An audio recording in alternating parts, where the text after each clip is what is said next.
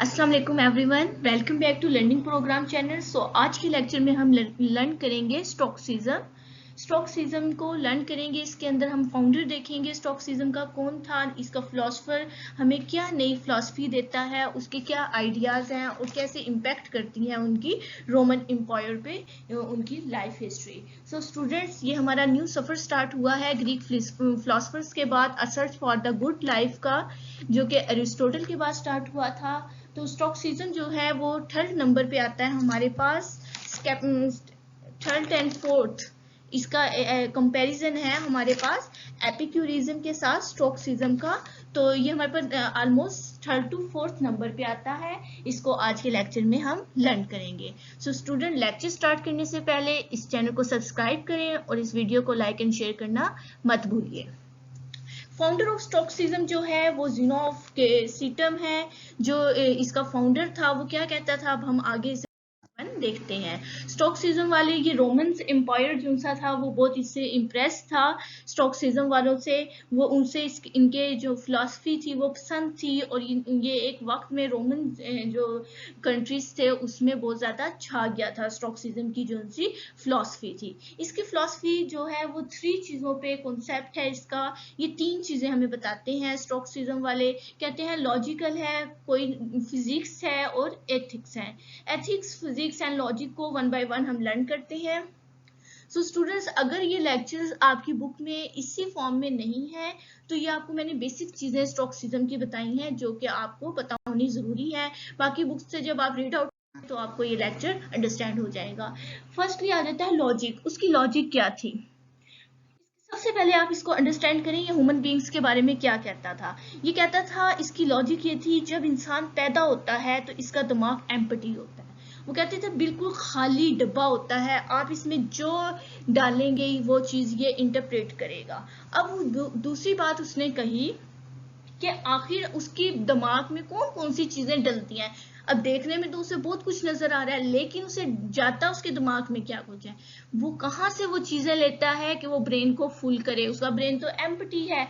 वो कहता है हमारे पास 5 सेंसेस हैं, हम सेंसेस के थ्रू चीजों को ब्रेन के अंदर डालते हैं और इस तरह हमारी ब्रेन की इंटरप्रेट। अब जैसा ऑब्जर्वेशन वो कह रहे हैं हम करते हैं, हम कोई चीज चेक करते हैं, टेस्ट करते हैं, हम कोई चीज देखते हैं, हम कोई चीज टच करते हैं, इन सब चीजों से जो हमें कोई ना कोई कॉन्सेप्ट मिलता है वो हमारे ब्रेन के अंदर अंडरस्टैंड हो जाता है। That is the giving the brain reasoning by the senses. Secondly इन्होंने क्या लॉजिकल की दी, इन्होंने कहा कुछ प्रोपोजिशंस होते हैं जिनका यूज करना हमारी जिंदगी में बहुत जरूरी होता है। वो प्रोपोजिशंस उसने बताया एंड और इफ देयर, ये प्रोपोजिशंस उसने बताए कि ये बहुत जरूरी है हमारी लाइफ में, इसके बगैर हमारी लाइफ में क्वेश्चन मार्किंग रह जाती है। प्रोपोजिशन की लॉजिक उसने दी। अब आप जैसे कि मैं आपको बताती हूँ, रीजनिंग का अक्सर स्टूडेंट्स ने, बायो के स्टूडेंट्स ने स्पेशली ये लर्न किया होगा। हम जनरल टू स्पेसिफिक कोई एग्जांपल लेके जाएं। देखें, इफ पी देन क्यू, अगर चिड़िया के पर हैं तो तमाम जो परिंदे उनके पर होंगे, ठीक है।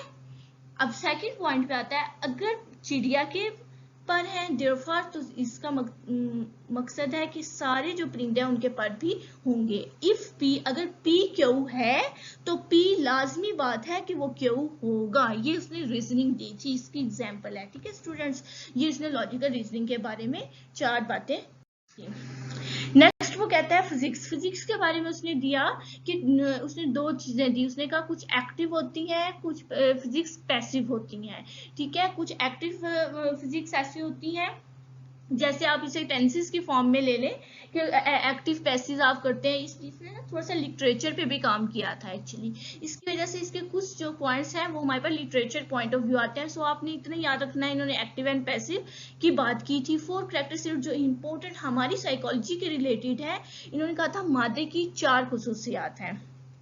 वो 4 खुसूसियात ये हैं, सब्सटेंस, क्वालिटी, डिस्पोजिशंस एंड रिलेटिव डिस्पोजिशंस। इसने कहा था इन 4 चीजों से मिलकर मादा बना होता है। अब कोई भी मादा है उसके सब्सटेंस का पता होना बहुत जरूरी है कि किन किन चीजों से मिलकर बना है, और क्वालिटी वो कहाँ कहाँ, उसकी क्या क्या क्वालिटी है, हम उसे कहाँ कहाँ यूज कर सकते हैं, डिस्पोजिशन उसकी हालत कैसी है, उसकी शक्ल कैसी है, उसकी शेप कैसी है, एंड रिलेटिव डिस्पोजिशन के उसकी किसी और चीज के मुकाबले में उसकी शक्ल, उसकी खुसूसियात कैसी हैं, ये होती है रिलेटिव डिस्पोजिशन। ये कहता था जो कुदरत है ना, इसका मेन जो थीम था बेटा वो ये था कि कुदरत जो है ना वो इंसान का हिस्सा है और हम कुदरत का हिस्सा है। इसकी मेजर फिलॉसफी ये थी।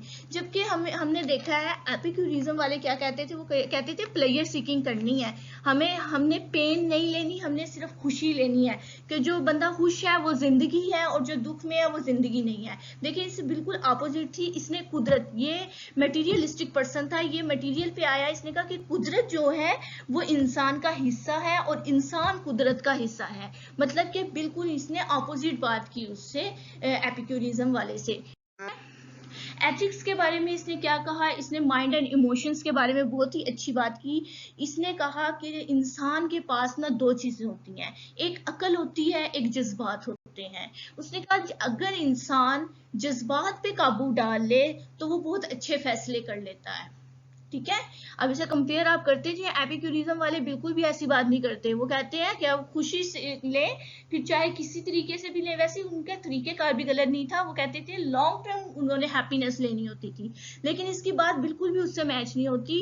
ये कहता है कि आप अगर अपने जज्बात को जितना कंट्रोल करेंगे आप उतना ज्यादा अच्छा डिसीजन ले सकते हैं। सो इसने एक विर्चू की बात की है, स्टोक विर्चू बहुत फेमस है इसकी, कि नेकी क्या है, क्या आपने की कर। उसने कहा जब तक आप किसी मंद फैसले पे आमादा ना हो जाएं तब तक आप नेकी नहीं कर सकते।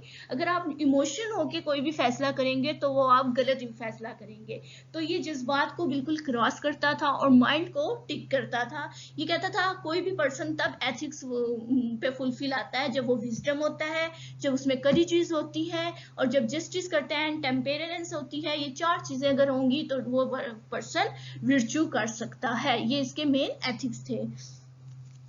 उसके अलावा इनकी एक और जो इम्पोर्टेंट बात थी, ये कहते थे ये गुलामी करना नहीं पसंद करते थे और गुलाम लोगों पे बहुत तरस खाते थे। कहते थे कि इनको जो है ना फ्री कर दो, इनके ऊपर जुल्म मत करो। ये गुलामों पे बहुत रहम दिल काइंडनेस थी इनकी, कि जो गुलामी है वो अच्छी चीज नहीं है, हर पर्सन फ्री है।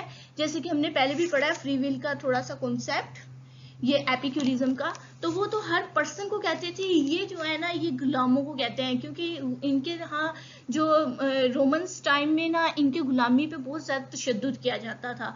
तो ये कहते थे, ये उनके जो है ना फेवर में बोलते थे, कहते थे गुलामों को आजाद करना चाहिए और जो है ना इन पे जुल्म नहीं करना चाहिए। इस तरह की इनकी थ्योरी थी। So student I think so stock season के रिलेटेड आपके पास इतना मटेरियल इनफ है। सो अगली वीडियोस के लिए आप इस लाइव को शेयर एंड लाइक जरूर करें, और अगर आपको वीडियो पसंद आए तो कमेंट बॉक्स में मुझे कमेंट जरूर करें। सो अल्लाह हाफिज।